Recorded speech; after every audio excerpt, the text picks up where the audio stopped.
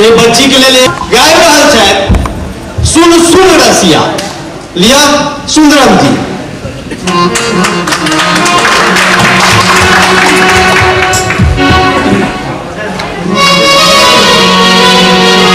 सुनो सुनो रसिया सुनो सुनो रसिया सुनो सुनो रसिया सुनो सुनो रसिया अब नहीं बजाओ अब नहीं बजाओ विपिन बसिया सुनो सुनो रसिया अब नहीं बजाओ अब नहीं बजाओ विपिन बसिया सुनो हमारा संसन छोट कलाकार को सुनिया वही में चलते 1 घंटा के आवश्यक मैथिली में तो चूंकि बरसात के मौसम से एक छोड़ छी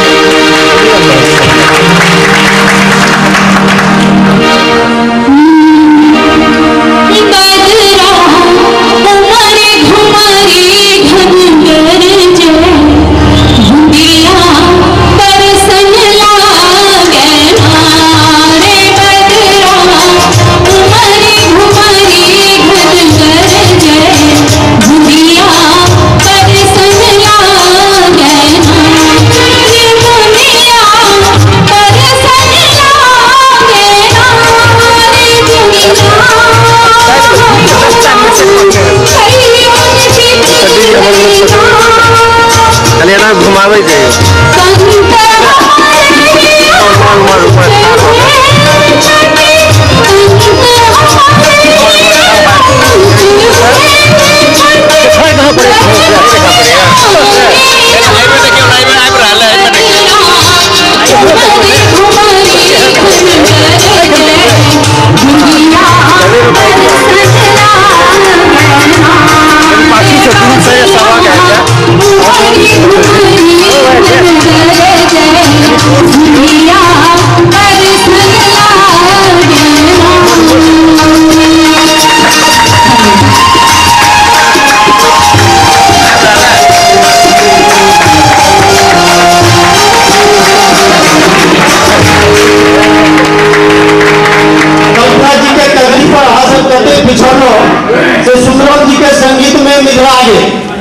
तो हम चाह एक बार अपन खोपड़ी से अपन पिछड़ा बता दिया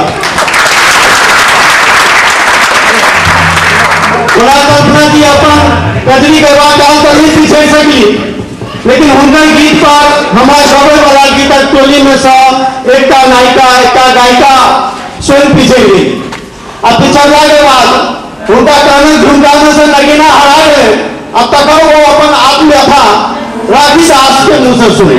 धन्यवाद।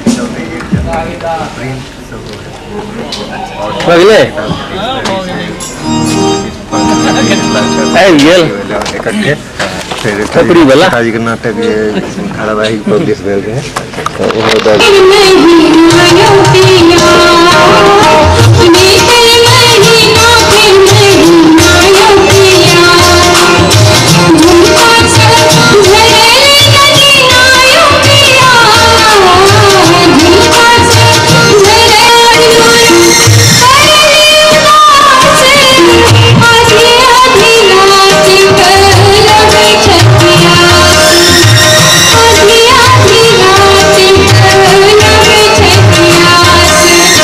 Yeah.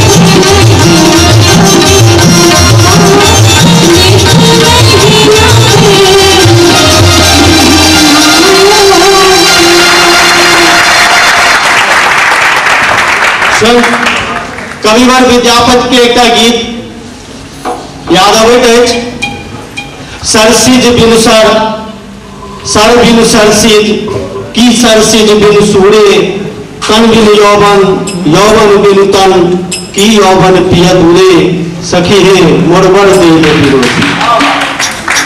बड़ी कालसा हमार श्रृंगार रसक नायक व नायिका श्रृंगारे के नदिया में बहत लेकिन असगर असगर भुआ रहल छै, पूर्ण रूप से विवाद है सुंदरम अराखी।